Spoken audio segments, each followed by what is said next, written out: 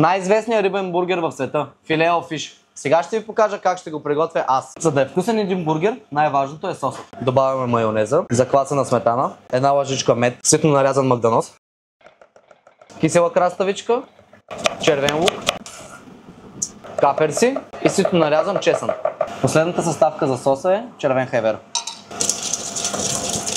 Използваме филе треска от Аляска. Хубави плътни парчета. За панирането на рибата темпура микс, нашето вкусено брашно.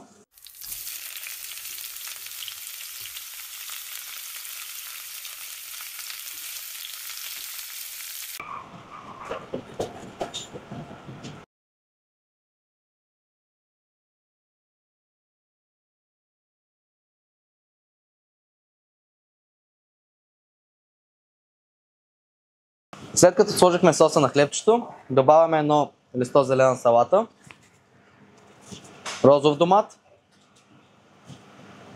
червен лук, хрупкавата риба и другото хлебче. Пресни пържени картофки.